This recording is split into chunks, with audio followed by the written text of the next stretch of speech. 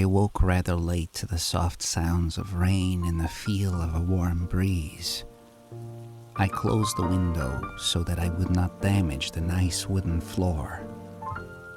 Since I'd been wearing my peacoat, I decided to dress only in my cotton chemise. I went to the sink basin and wet my hair back and styled it, trying to look different than I had the day before. I remembered the aviators, lightly tinted, put them on. I looked like British rock musician maybe.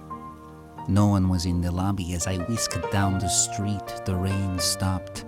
I stopped in a little coffee shop with dozens of cobbler shoe molds on the wall. I ordered coffee and bagel with garlic chive cream cheese and ate the little wobbly metal table outside, still wet with rain. Vampires don't have a problem with garlic. There are antidotes to vampires, and one of them is belief. Belief in anything has an effect if it is strong enough. A sprig of garlic does nothing, but if a whole community believes strongly enough that it does something, well, then it does something. A person can wear a crucifix around their neck, but if their faith is not anchored in that faith, then it doesn't seem to do much. Faith is a funny thing. It can exist without a god or gods to adhere to. It is human. I do not know if faith is proof there is higher power in the sense of what religious people say there is, but perhaps it speaks of mystery, not unlike a vampire's power that inhabits all of us. But like a vampire, faith does not always lead to goodness. One can have faith in many things. One can have faith in many, many wrong things and feel the power that faith gives you. But anyway, all this to say, garlic cream cheese is good on bagel.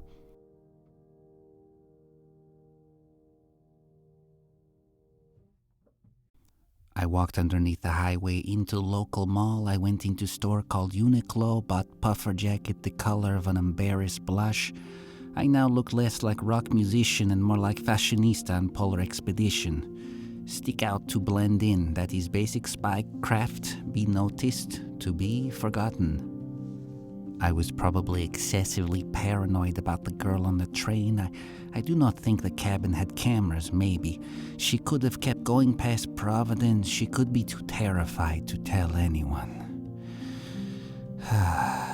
The mall was pretty empty, which I like, but I spotted cameras, which I did not like, so I made my way to the street. Across the street and down some steps, I found the river.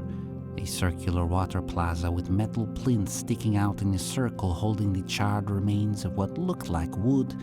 I assumed there'd been an event or ceremony last night. Perhaps that was it. I remember something to do with fire in this town. The sky was overcast in the riverbank, and the riverbank was quiet. I paused to look at the water's color. I saw my reflection and thought I looked kind of ridiculous, but that also made me a little relieved. Down on a street called Main, on a square sloping upwards, sat a large white church Baptist, which claimed to be the first in the United States. It had a church sign with the funny saying, like some do these days. It said Jesus had 2 dads and turned out fine. They don't make Baptists like they used to, which is all right by me. I was tempted to look into the church, but it was closed.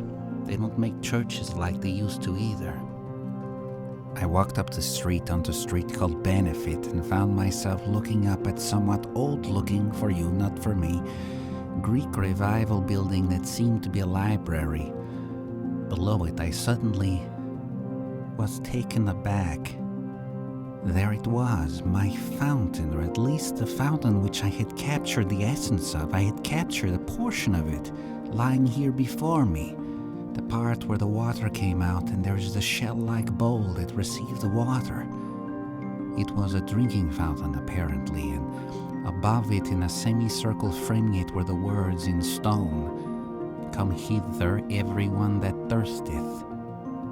I was thirsty, so I cupped my hand below the fountain and drank somewhat noisily from it. Just then I heard, "Welcome back." I turned and was startled to see a mouth with fangs, blood trickling down them. But I settled quickly as I noticed the person was wearing a mask with this vampire-looking mouth painted quite well onto it. They were about my height, seemingly young with short blonde, almost white hair, perhaps dyed. They wore a peacoat, not so different than mine, but a forest green color that looked wonderfully soft. Below, a grey t-shirt that read RISD and some white jeans with paint splatter all over them, a little too intentional in my opinion, but made to seem like they had seen a lot of action. They stood with their hands at their side and their eyes smiled at me. "Excuse me," I said. "Oh, sorry to startle you. I forgot about the mask I was wearing. You're genuinely like the first person to have that reaction. You're probably wondering why I said welcome back. I kind of messed that up. They say whoever drinks from the fountain will always come back to Providence. So I was kind of riffing off that, but it doesn't make sense if you're visiting Providence." "Ah, okay," I said. "I'm not visiting. I work nearby, but thank you for story. I think I've heard of it before." I gave a little wave and started down the street, and the young person looked a little hurt by my dismissal, but I genuinely had promised I would talk to as few people as possible. There was going to be a piece of art stolen, one from the very museum that was attached to the school that this young person presumably went to, and Providence, as I understand it, is a small town, unlike Boston, which can also feel small. I could not be too careful. Talk to one person, talk to 100, they used to say in the village I lived in once. I realized I had walked past the one entrance to the museum I was going to stake out, but since I didn't want to run into the vampire mask, I made my way across the street back to Main Street and lounged my way to the main entrance of the RISD Museum. It was a large modern lobby, and it was easy for me to take brochure, have another drink of water at a more modern water fountain, and avoid talking to lobby attendant. "Welcome back," the boy had unnerved me. For a second, not because of a mask, but because of their tone, I would have believed that they knew me. I felt like I was being messed with. It's too much coincidence. My dream, the young person talking to me, and now a young person, different but similar, talks to me about the fountain. This was magic at work, even if the young man had nothing to do with it. Once in the lobby was enough, I walked up the stairs back out to Benefit to the back entrance where a modern cafe lay in that lobby. I ordered another expensive cup of coffee, black, which was quite good, but my money was going fast. The coffee shop very busy, a lot of students, which was good for me. I blended in pretty well somehow. All art students have a strange kind of inspired but off-putting clothing style, even if mine was a bit corporate. I walked out with my coffee back down the street where the church lay and found the river again. I sat on a bench and looked at the swan with its babies go by. A few ducks, then a seagull, then some trash. The breeze made the fringes of my jacket whistle a little, which was annoying. Across the river, a young person sat and started sketching in my direction. I got up and walked to a different bench further down, which made me sad. I liked it when people drew me. I walked aimlessly along the river and all around the city, sipping my coffee.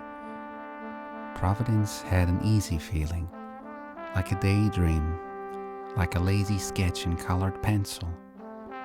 Back up the hill, little cobbled sidewalks reminded me of the past when things were more uneven, when houses were built by hand and leaned this way and that with stress, like we all do. I avoided the campus of Brown, though I was tempted to pretend I was a student and lay on the grass, looking up at the clouds, looking for ones that looked like rabbits. Start a conversation with a stranger and tell them you love them in your head. One more coffee and then lay out in a stairwell like a student overwhelmed by their own promise. I walked and walked until I found a long wooded pathway called Blackstone.